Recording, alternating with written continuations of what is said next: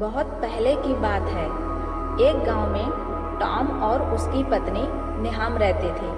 Tom खेती करता था और उसकी पत्नी रेशम के कीड़े पालती थी। टॉम बड़ा ही मेहनती था, पर निहाम जिंदगी में तमाम ऐशो आराम की इच्छा करती थी। एक दिन निहाम अचानक ही बीमार पड़ गई। टॉम उस वक्त खेतों में काम कर रहा था। जब वह घर लौटा तो उसने देखा कि निहाम अब इस दुनिया में नहीं है। टॉम घुटने टेककर भगवान से प्रार्थना करने लगा। तभी उसे आकाशवाणी सुनाई दी कि वह समुद्र के बीच स्थित एक विशाल पहाड़ी पर निहाम का शव ले जाए। कई दिनों की यात्रा के बाद टॉम अपनी पत्नी के शव को साथ लेकर उस पहाड़ी पर पहुंचा और एक खूबसूरत फूलों के बाग में ले जाकर सबको लिटा दिया। उसकी पलकें थकान से झपकने ही वाली थीं कि अचानक सफ़ेद बालों तथा तारों सी चमकती आँखों वाले एक महापुरुष वहाँ प्रकट हुए। उन महापुरुष ने टॉम से कहा कि वह उनका शिष्य बनकर उसी जगह शांति से रहे। पर टॉम ने कहा कि वह अपनी पत्नी निहाम को बेहद प्यार करता है और उसके बिना नहीं रह सकता है। महापुरुष टॉम की इच्छा जानकर बहुत प्रसन्न हुए।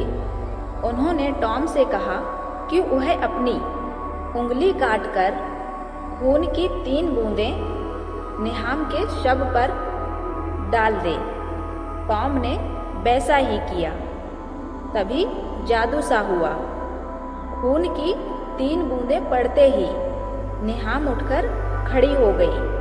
तब महापुरुष ने निहाम को चेतावनी दी कि अगर वह ईमानदार और मेहनती नहीं बनेगी तो उसे सजा भुगतनी पड़ेगी। यह कहकर वह महापुरुष वहाँ से अचानक गायब हो गए। टॉम और निहाम नाव पर बैठकर चल दिए। रास्ते में एक गांव के किनारे उन्होंने नाव रोकी। टॉम खाने पीने का कुछ सामान खरीदने चला गया। नाव में बैठी निहाम टॉम के लौटने का इंतजार कर रही थी। तभी एक विशाल नाव उसके पास आई।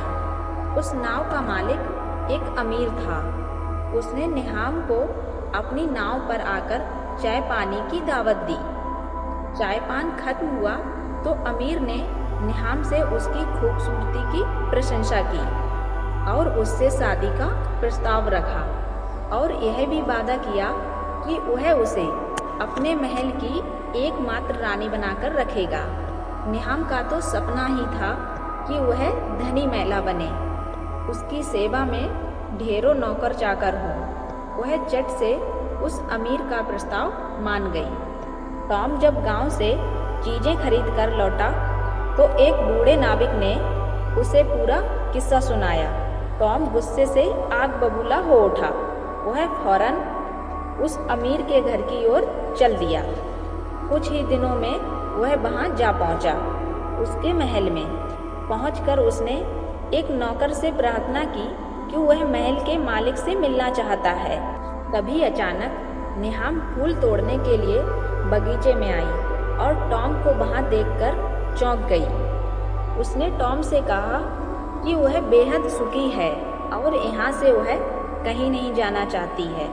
टॉम ने कहा कि वह उसे वापस ले जाने नहीं आया है, वह तो बस अपने खून की 3 बूंदें वापस लेने आया है। वह निहाम उसे लौटा दे बस।